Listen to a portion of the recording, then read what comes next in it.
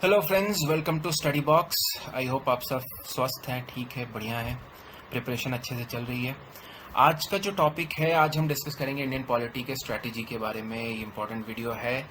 Polity जो subject है ये कोई भी एग्ज़ाम ले लीजिए, किसी भी टाइप का एग्ज़ाम, कोई भी कॉम्पिटिटिव एग्ज़ाम, स्पेशली यूपीपीसीएस, उसमें क्वेश्चंस आते ही आते हैं। एंड मैं बता रहा हूँ आपको, गारंटी एक ही सोर्स से आते हैं। उसको अगर आप अच्छे से रट लेते हैं उस सोर्स को, आपको भी पता है मैं किस सोर्स की बात कर रहा हूँ, दी लक्ष्मीकांत एंड उसके साथ घटना चक्र एंड ऑब्वियसली हमारे वीडियो स्टडी बॉक्स के, बस वहाँ इसके बाहर कुछ नहीं आता है।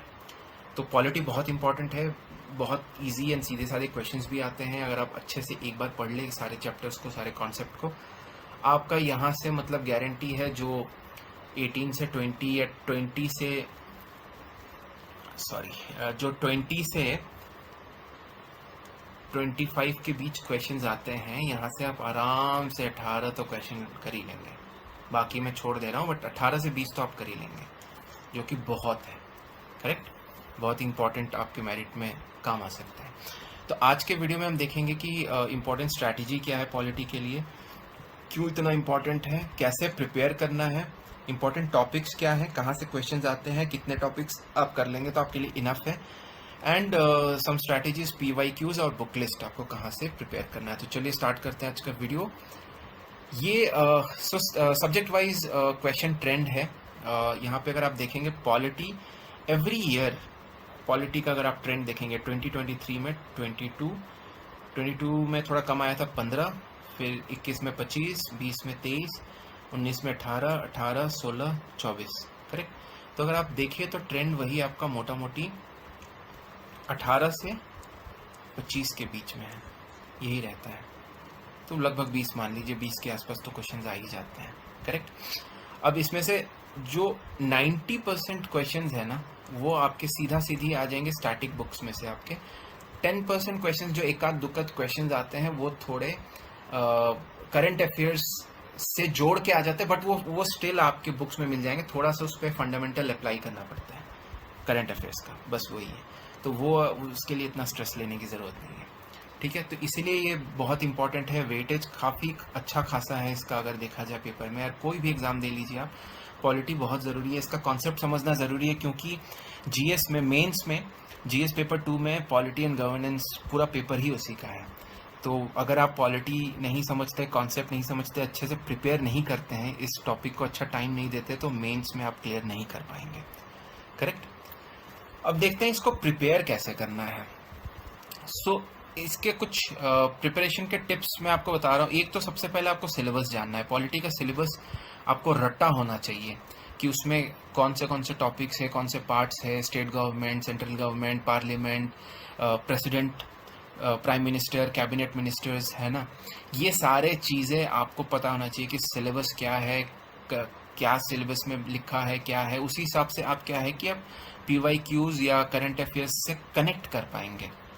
कनेक्ट कर पाएंगे। आपको सिलेबस ही नहीं पता होगा तो आप करंट अफेयर्स पढ़ रहे हैं, आप न्यूज़पेपर पढ़ रहे हैं, आपको समझ ही नहीं आएगा ये इंपॉर्टेंट टॉपिक है कि नहीं है। करेक्ट। सिलेबस के बाद PYQs 10 साल के मिनिमम, उससे ज़्यादा भी करें तो बहुत अच्छा, बट 10 साल के PYQs। कोई भी बुक उठा लीजिए, घटना चक्र उठा लीजिए, यूथ पब्लिकेशंस की एक बुक आती है, यूथ पब्लिकेशंस की, यूथ कंपटीशन टाइम्स। ये दोनों बाइलिंगुअल है, हिंदी इंग्लिश दोनों में आती है ये, है ना, हिंदी इंग्लिश दोनों में आती है। ये आप बुक एक उठा लीजिए, चाहे घटना चक्र, ये भी बहुत अच्छी बुक है, घटना चक्र भी बहुत अच्छी। दोनों की अपनी अपनी खासियत है। घटना चक्र है कि चैप्टर वाइज सारे क्वेश्चंस देता है, एंड प्लस दूसरे एग्जाम्स के भी क्वेश्चंस जो उस वहाँ से क्वेश्चंस पूछे गए हैं वो बताता है। सेम यूथ पब्लिकेशंस में भी यही है, वो भी चैप्टर वाइज बताता है कि कहाँ कहाँ से क्वेश्चन आए। तो दोनों अच्छे हैं, जो आपको ठीक लगे आप वो ले सकते हैं, ठीक है। तो ये एक सोर्स है। तो यहाँ से आपको PYQ समझ में आ जाएगा। PYQs जब आप करेंगे ना, तो आपको समझ में आएगा कि किस टाइप के क्वेश्चंस आ रहे हैं। हर एक चैप्टर्स में या हर एक टॉपिक में आप देखेंगे ना, उसके एक सेट पैटर्न होता है क्वेश्चंस पूछने का। UPSC पूछते हैं किसी क्वेश्चंस में वो किसी टॉपिक पे या चैप्टर पे वो पूछेगा मैच वाला, सूची वाले क्वेश्चंस, राइट, वहाँ से सूची वाले क्वेश्चंस बनते हैं। किसी में डायरेक्ट क्वेश्चंस आएगा, किसी में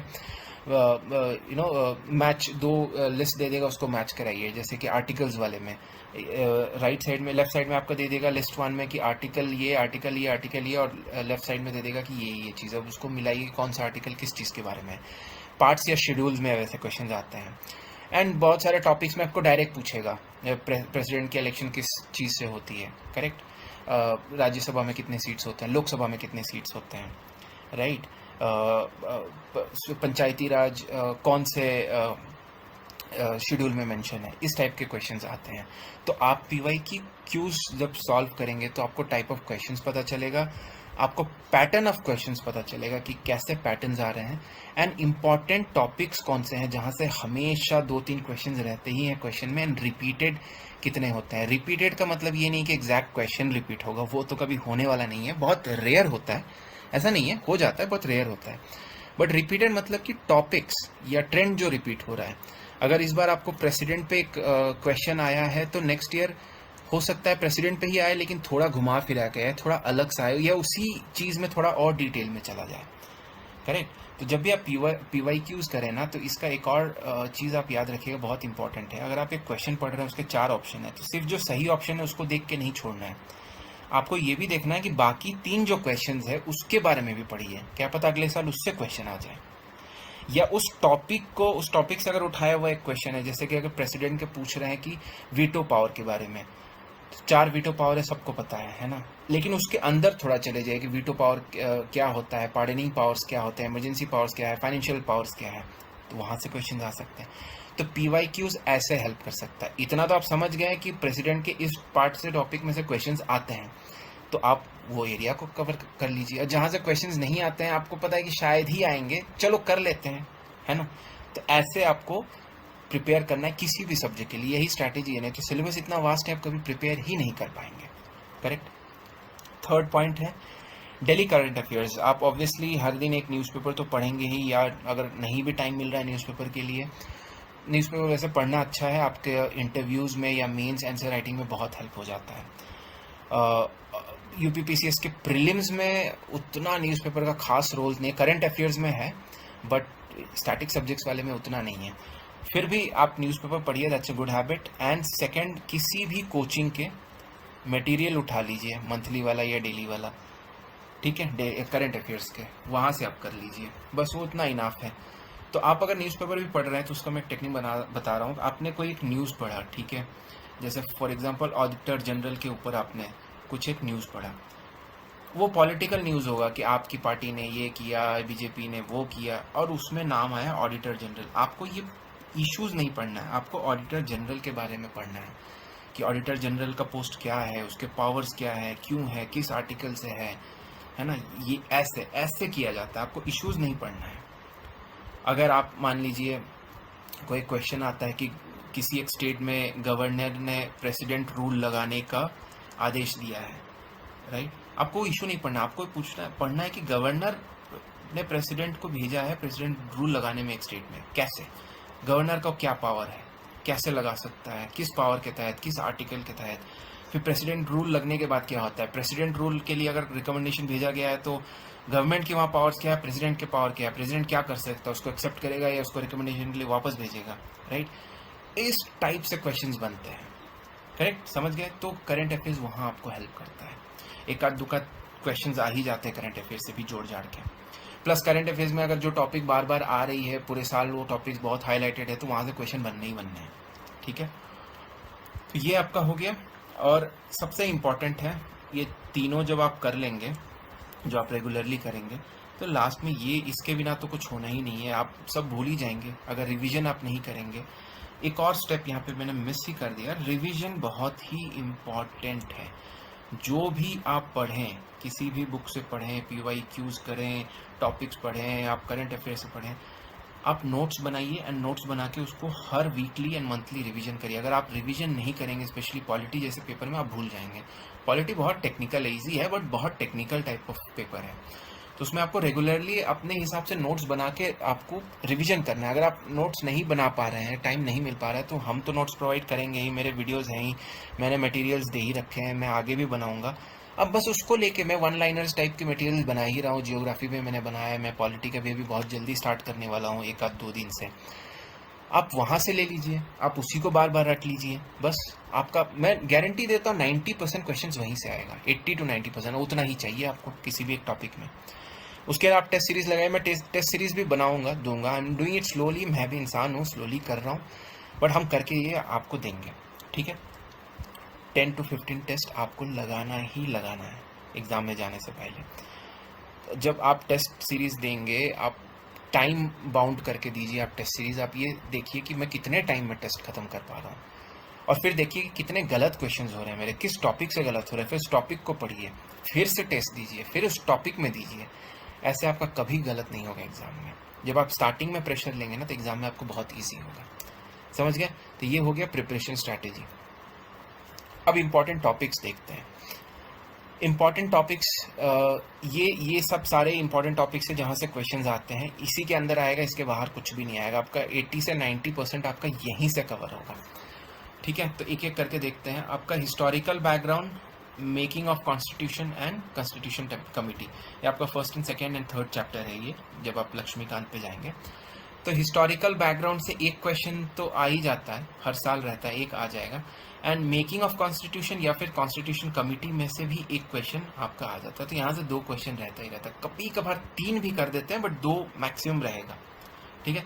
प्रियम्बल से एक क्वेश्चन फिक्स है आपका। प्रियम्बल बहुत इंपॉर्टेंट चैप्टर है, छोटा सा चैप्टर है, बहुत सारे इन्फॉर्मेशन है इसमें, जैसे कि कौन से अमेंडमेंट से अमेंड हुआ था, कितनी बार अमेंड हुआ है, अमेंड हो सकता है कि नहीं, प्रियम्बल कॉन्स्टिट्यूशन का पार्ट है कि नहीं, अमेंडमेंट जब हुआ था 44 अमेंडमेंट एक्ट से जब अमेंड हुआ था प्रियम्बल, तो उसमें कौन से वर्ड्स जुड़े थे, करेक्ट।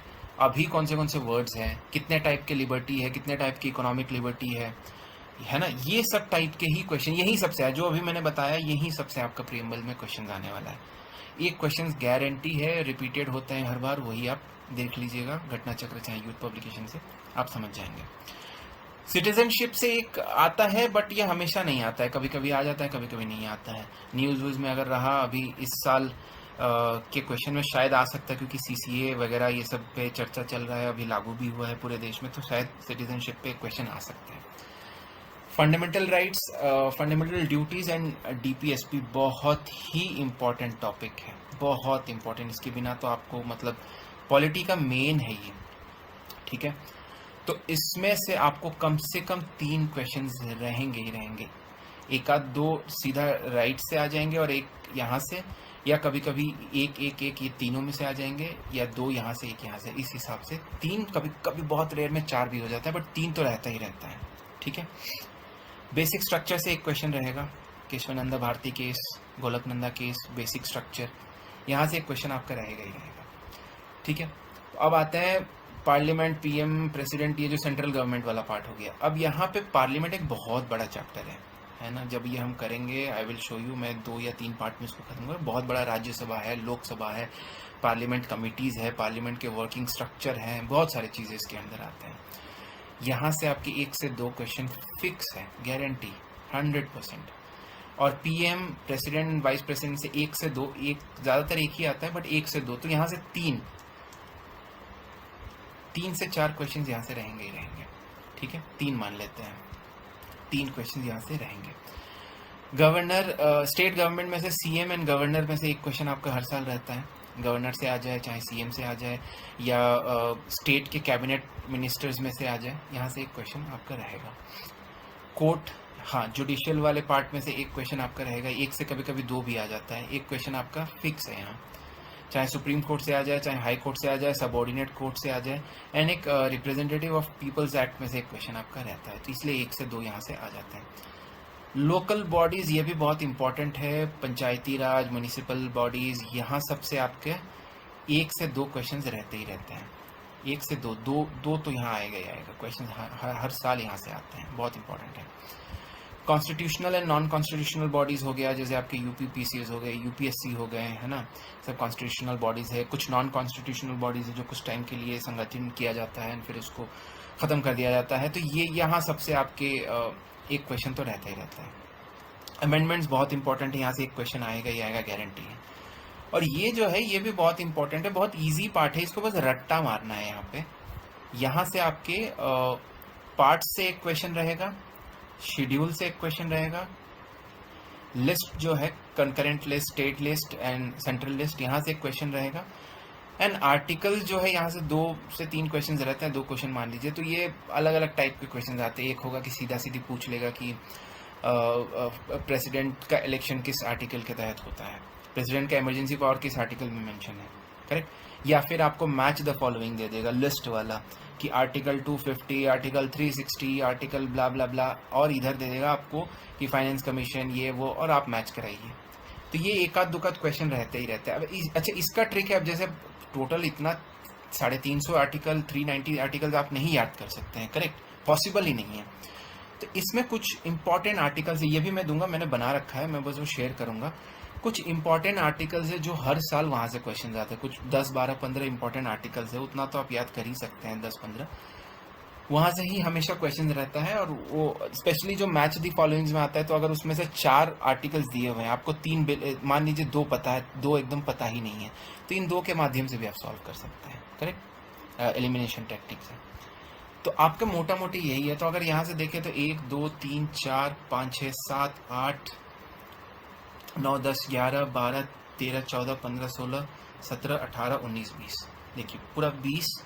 अब इसी में ऊपर नीचे एक आध आगे पीछे होते रहता है, कभी यहाँ से 2 पूछ लेगा, कभी इसमें बढ़ा देगा, कभी यहाँ बढ़ा देगा। तो वही 18 से 25 के बीच में यहाँ से क्वेश्चंस आते हैं हर साल। बहुत इंपॉर्टेंट है ये, एंड ईजी है, इतना टफ नहीं है। मैं पढ़ाऊंगा, आप देखिएगा, आपको बहुत ईजी लगेगा। टॉपिक बाय टॉपिक करेंगे, जो आएगा यहीं से आएगा, इसके बाहर कुछ नहीं आएगा, गारंटी है। अब देखते हैं कुछ क्वेश्चंस किस टाइप के आते हैं। अब ये हिस्टोरिकल बैकग्राउंड के क्वेश्चन है। In which of the following acts the provision was made for the establishment of supreme court at Calcutta. So यहाँ पे पूछ रहा है कि कौन से एक्ट से सुप्रीम कोर्ट कलकत्ता में बनने का प्रोविजन पास हुआ था, करेक्ट। तो ये है आपका रेगुलेटिंग एक्ट 1773, उसके अंदर ही जब ये एक्ट पास हुआ था तो उसी में सुप्रीम कोर्ट का बनने का आदेश आया था। तो ये आपके यूपीपीसीएस का 2010 में आपका ये क्वेश्चन आया है, करेक्ट। उसी तरह से देखिए, by which one of the following act was the federal court in India created, correct. तो क्वेश्चन, अच्छा यहाँ देखिए 2014 में क्वेश्चन आया है, और यहाँ देखिए the federal court of India was established in which of the year. यहाँ पे पूछा है किस एक्ट, और यहाँ पे आपका पूछ लिया है कौन से ईयर में हुआ था। देख रहे हैं कि कैसे क्वेश्चन आ रहा है, करेक्ट। तो यहाँ भी सिंपल है, ये आपका हुआ था गवर्नमेंट ऑफ इंडियन एक्ट 1919 पे, और ये आपका 1935 है। तो इस टाइप के रिपीट होते हैं क्वेश्चन, एग्जैक्ट नहीं होगा बट उसी के अंदर में पूछ लेगा। अब यहाँ देखते हैं यूपीपीसीएस का 2021 में क्वेश्चन आया है, प्रियम्बल का है। विच of the following words is not mention, not दिया हुआ है, not mention in the preamble of the constitution of India. निम्नलिखित में से कौन से शब्द भारत के संविधान के प्रियम्बल में नहीं है, ठीक है। तो ऑब्वियसली पता है, सॉवरेन तो है ही, डेमोक्रेटिक भी है ही, सेकुलर भी है ही, फेडरल नहीं है, ये कहीं भी नहीं है हमारे मतलब प्रियम्बल में। तो ये 4 जो है ये आपको पता ही है, India is a sovereign, socialist, एक और वर्ड आता है socialist, democratic, secular and Republic of India, correct. तो ये 5 इसी में से घुमा फिरा के पूछ लेंगे क्वेश्चंस। तो ये अभी रिसेंटली आया है, करेक्ट, ठीक है, समझ गया। अब देखते हैं, अब नेक्स्ट क्वेश्चन है, the words socialist and secular were inserted in the preamble of the constitution by, कौन से अमेंडमेंट से सेकुलर और सोशलिस्ट और सेकुलर जो वर्ड है वो प्रियम्बल में डाला गया। तो वो 42nd amendment act, 42nd amendment act जो था उसके ही माध्यम से सोशलिस्ट और सेकुलर वर्ड हमारे प्रियम्बल में ऐड हुआ है, उसके पहले नहीं था ये वर्ड, ठीक है। तो ये 42nd अमेंडमेंट, ये इंपॉर्टेंट है, याद रखिएगा, इस पर क्वेश्चन आता है। दी वर्ड सेकुलर वाज, अब देखिए सेम, ऑलमोस्ट सेम रिपीटेड है, ये 2008 में आया था, और ये 2010, 13, 1991 आ चुका है। Secular was inserted in the preamble 42nd, ठीक है, समझ गए। तो ऐसे क्वेश्चंस आते हैं, जो इतना टफ नहीं है, आपको बस याद करना है, समझना है। अब हम देखते हैं कि बुक लिस्ट कौन से आपको फॉलो करने हैं। बस 3 बुक लिस्ट है यहाँ, घटना चक्र, पूर्वालोकन या फिर यूथ पब्लिकेशन वाला आप ले लीजिए, जो आपको इजी लगे, ठीक लगे। ये आपके PYQs को सॉल्व करने के लिए, क्वेश्चन ट्रेंड समझने के लिए, प्रैक्टिस करने के लिए। लक्ष्मीकांत बाइबल ऑफ या गीता या कुरान, जो भी बोल लीजिए, ऑफ पॉलिटी। इससे अच्छा बुक कोई है ही नहीं, हो ही नहीं सकता। ये हिंदी इंग्लिश दोनों में आता है। ये ले लीजिए, उठा लीजिए, आपको नेट पे भी मिल जाएगा। ये end to end, first page से लास्ट पेज तक पूरा रट डालिए इसको। इसमें सारे कॉन्सेप्ट बहुत ब्यूटीफुली दिए हुए हैं। आपको कोई DD बासु वगैरह पढ़ने की ज़रूरत नहीं है UPPCS के लिए। इतना काफ़ी है, इतना आप पढ़ लीजिए। यहाँ से नोट्स बना लीजिए, छोटे छोटे पॉइंटर्स बना लीजिए। इसको 2 बार 3 बार रिवीजन कर लीजिए। आपका पॉलिटी मतलब कभी ज़िंदगी में छूटेगा ही नहीं, ठीक है। एंड ऑब्वियसली सबसे इम्पॉर्टेंट तो ये है स्टडी बॉक्स, हमारा वीडियोज़ एंड नोट्स। मैं अपना नोट्स भी दूंगा, वीडियोज़ भी यहाँ पे अपलोड करूँगा प्रेमबल का। इस पर आप बने रहिए, फॉलो करते रहिए, आपका क्लियर हो जाएगा, ठीक है। तो आज के लिए इतना ही। ये था स्ट्रैटेजी पॉलिटी का। मैं बहुत जल्दी पॉलिटी के क्लासेस भी स्टार्ट करने वाला हूँ। चैप्टर बाय चैप्टर वाइज करेंगे, PYQs करेंगे, इंपॉर्टेंट क्वेश्चंस देखेंगे, ठीक है। आपको कोई स्पेशल रिक्वेस्ट है, कोई डाउट्स है, कोई वीडियो बनाना है या किसी सब्जेक्ट पे, किसी टॉपिक पे, तो आप मुझे बता सकते हैं कमेंट बॉक्स में। मैं डेफिनेटली ट्राई करूँगा उसको करने के लिए, ठीक है। All the best, be healthy, अच्छे से प्रिपेयर करिए, बाय।